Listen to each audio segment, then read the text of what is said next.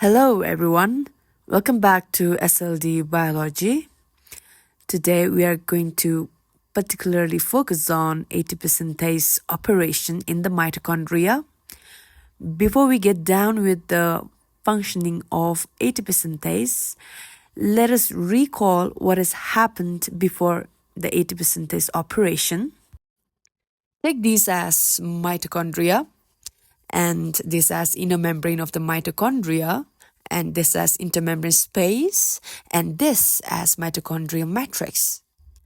So you are aware that in the inner membrane of the mitochondria, there is electron transport system, which is made up of series of protein complexes. And the protein complexes are protein complex 1, protein complex 2, 3, and 4. And it also consists of mobile electron carriers, which are coenzyme Q and cytochrome C, which helps in shuttling the electrons between these complexes. And we are also aware that Krebs cycle generates NADH and FADH in the mitochondrial matrix. So after its generation, the highly energized electron carrier NADH and FADH associated with complex 1 and 2 respectively. NADH, as it goes on to associate with complex 1, it regenerates NAD plus and then donates its electrons to complex 1. And FADH associates with complex 2 and regenerates FAD plus and donates its electrons to complex 2. And the protons are released in the mitochondrial matrix. So as these complexes gets electrons, particularly complex 1, it gets energized and it uses this energy to pump protons from mitochondrial matrix into the intermembrane space. And as you can see here, the electrons, they get transferred from one complex to another complex. So at every transfer of electron, the energy is released, and these complexes uses this energy to pump protons from mitochondrial matrix to the intermembrane space, except complex 2 do not pump protons. So they create proton gradient, high concentration of protons in the intermembrane space and low proton concentration in the mitochondrial matrix. So this is proton gradient. And how did they create this? These complexes 1, 3, and 4, they utilized the energy that is released from the electron transfer to pump protons from matrix into the intermembrane space, and that is how they are able to create the gradient. So this proton gradient generates an electrochemical gradient, also known as the proton motive force. So now, as the proton concentration is really high in the intermembrane space, now they have the tendency to get back into the mitochondrial matrix.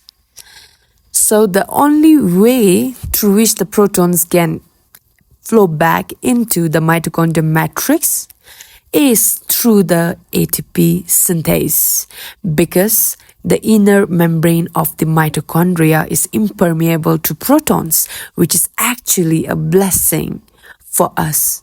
Why? Because if by any chance, if there's a leakage, if the protons flow through the inner membrane of the mitochondria, no ATP is synthesized. So therefore, in order to generate ATP efficiently, protons, they have to travel through the ATP synthase. So this is actually a blessing, right? So you see, ATP synthase is a multi-subunit complex enzyme with two main parts, that is F0 and F1. F0 is the membrane embedded portion that forms a proton channel. It will allow proton to flow in. And F1 is the catalytic portion located in the mitochondrial matrix, which is solely responsible for the ATP synthesis. So as proton flow through the ATP synthase, that is F0 part, its flow causes rotation of the F0 subunit, and as you can see there is a stalk attached to F0. So this gets rotated, and due to the rotation of the central stalk, it induces conformational changes in the F1 subunit. So as the stalk rotates, what happens is there are subunits in F1. This also starts to rotate. Okay, let me get down with the simulation, all right?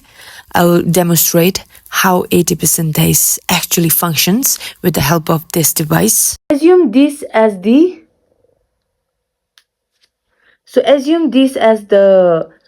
ATP synthase.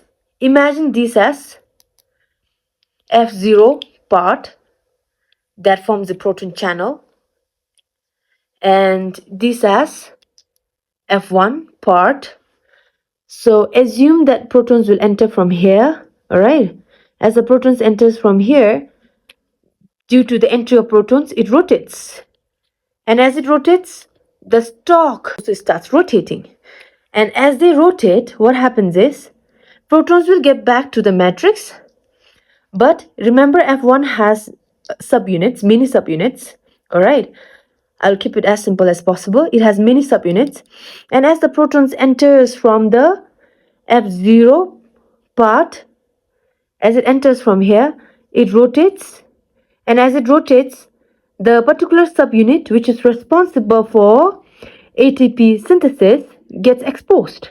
So the catalytic active site gets exposed here. And if rotate bodalu, and if rotate boda, an active site now use the Chemiosmosis.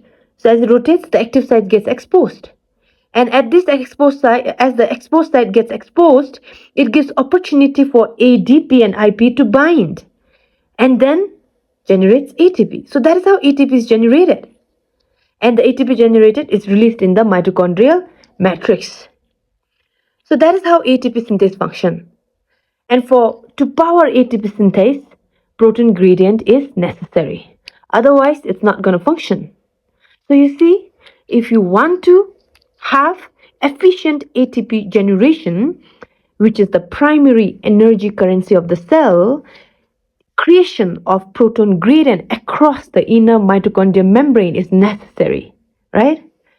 And to have proton gradient, you have to generate, your Krebs cycle have to generate NADH and FADH. So you see, one particular mechanism relies on the other. They are all interconnected and one cannot operate without the other.